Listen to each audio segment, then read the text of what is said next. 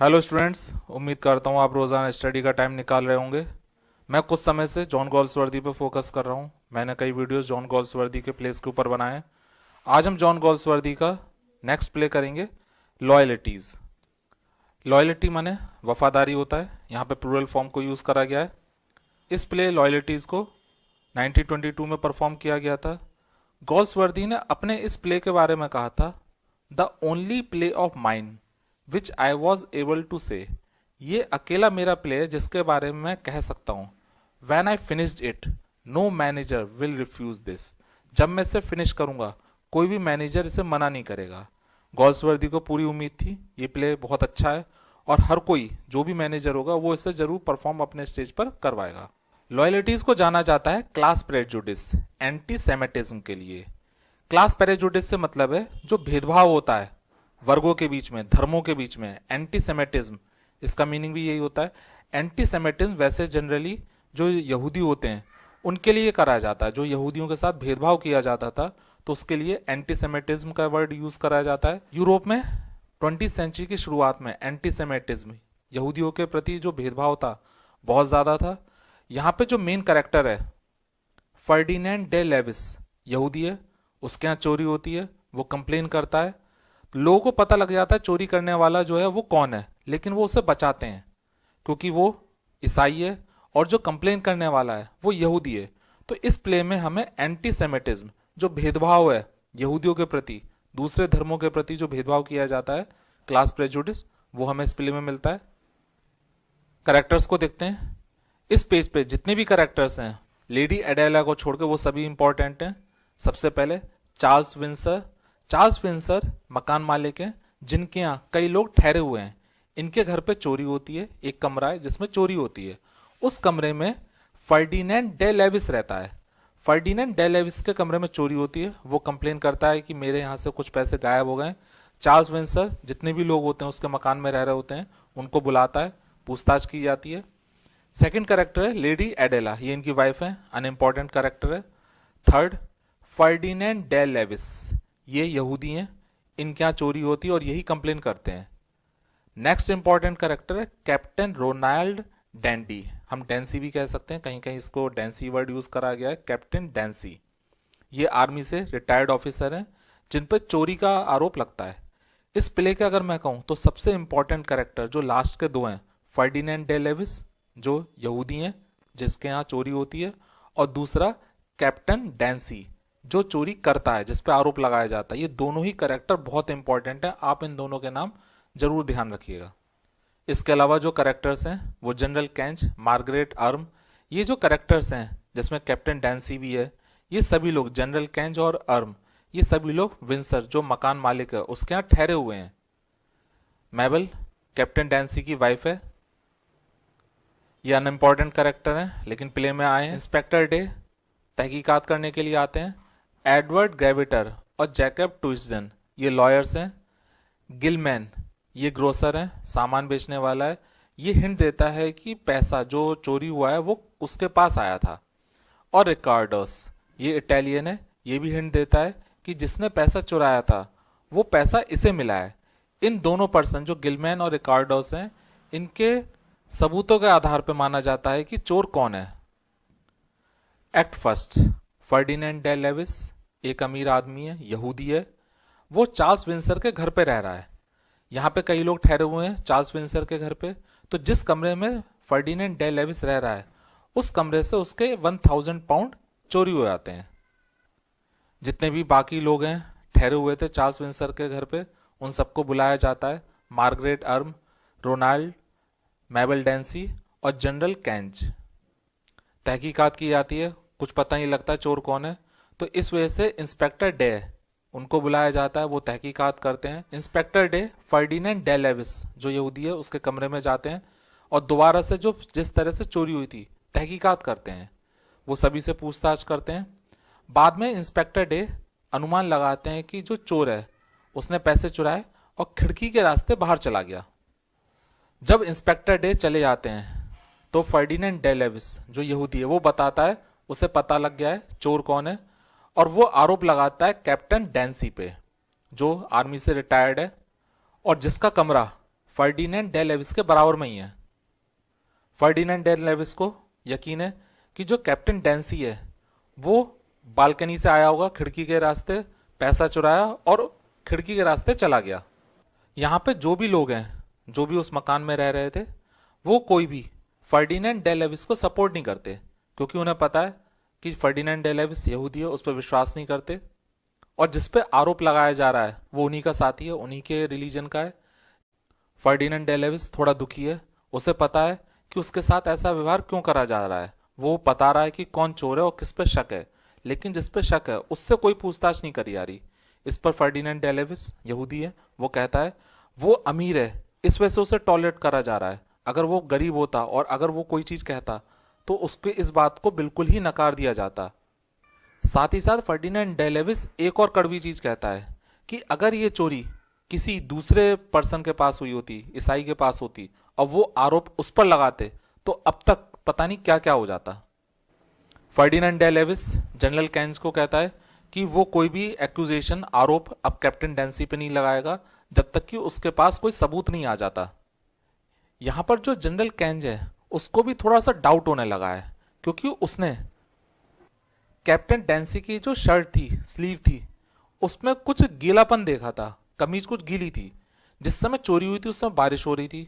इसका मतलब जो चोर है वो खिड़की के रास्ते गया और बाहर निकला, और यहां पर जो कैप्टन डेंसी है उसकी जो शर्ट की स्लीव है वो गीली है। इसका मतलब हो सकता है कैप्टन डेंसी ने पैसे चुराए हों। फिर भी जनरल कैंच कैप्टन डेंसी को सपोर्ट कर रहा है और वो ये मानता है कि कैप्टन डेंसी ने चोरी नहीं करी होगी।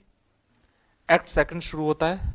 मैबल और मार्गरेट आपस में बात कर रही हैं। मार्गरेट उसी मकान में ठहरी हुई थी जहां पे चोरी हुई थी। मैबल जो है वो कैप्टन डेंसी की वाइफ है, कैप्टन डेंसी जिस पे चोरी का आरोप लगा है। दोनों एक दूसरे से बात कर रहे हैं। मैबल दुखी है क्योंकि उसके हस्बैंड पर चोरी का आरोप लगाया फर्डिनेंड डे लेविस ने। यहाँ पे मार्गरेट जो है वो कुछ कहती है, वो कहती है कि जो मैबल का हस्बैंड है कैप्टन डेंसी, वो थोड़ा सा एक्साइटमेंट, डेंजर को पसंद करता है, और उसे कई बार जो ऐसी चीजें हैं जिसमें थोड़ा खतरा होता है वो चीजें पसंद करता है। तो हो सकता है अनजाने में ही उसने चोरी करी हो। लेकिन मैबल अपने हस्बैंड कैप्टन डेंसी को सपोर्ट करती है, उसे पूरा यकीन है कि उसका हस्बैंड ने चोरी नहीं करी होगी। Act third. 3 महीने बीत चुके हैं, तहकीकात चल रही है। यहां पर एक ग्रोसर जो सामान बेचने वाला है, मिस्टर गिलमैन, वो वकील, कैप्टन डेंसी के जो वकील हैं उनके पास पहुंचते हैं और बहुत ही क्रूशल जानकारी देते हैं। मिस्टर गिलमैन बताते हैं कि उनके पास पैसे आए थे, जो पैसे फर्डिनेंड डे लेविस के यहां से चोरी हुए थे, और उन्हें ऐसे पता लगा क्योंकि जो नोट्स थे उन पे जो नंबर लिखे हुए थे वो वही नंबर हैं जो फर्डिनेंड डे लेविस के यहाँ नोट थे, वही वाले नंबर हैं। मिस्टर गिलमैन ने इस तरह हिंट दिया कि ये चोरी शायद कैप्टन डेंसी ने करी है, क्योंकि जो चोरी वाले नोट्स थे उनके जो नंबर थे वो उसने कैप्टन डेंसी के पास देखे थे।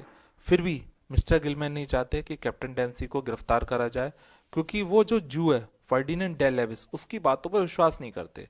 तो यहाँ पे हमें एंटी सेमिटिज्म मिल रहा है। यहाँ पे अभी और जानकारी बाहर निकल कर आती है। जो वकील हैं जैकब ट्विस्डेन, वो बात करें मिस्टर रिकार्डोस से।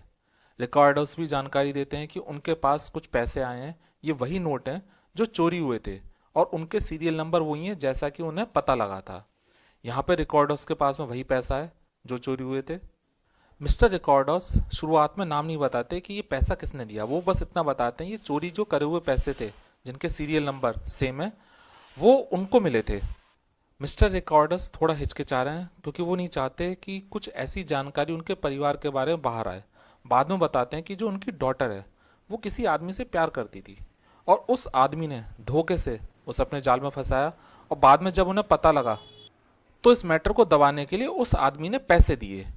पूछा जाता है मिस्टर रिकार्डोस से कि आखिर किसने ये पैसे दिए, तो बाद में दबाव में मिस्टर रिकार्डोस बताते हैं ये पैसे कैप्टन डेंसी ने दिए। कैप्टन डेंसी ने चोरी करी और वो पैसे मिस्टर रिकार्डोस को दिए। मिस्टर रिकार्डोस की बेटी को कैप्टन डेंसी ने अपने प्यार के जाल में फंसा रखा था, वो नहीं चाहते थे कि ये मैटर बाहर आए, तो उस मैटर को दबाने के लिए कैप्टन डेंसी ने पैसे मिस्टर रिकार्डोस को दिए थे।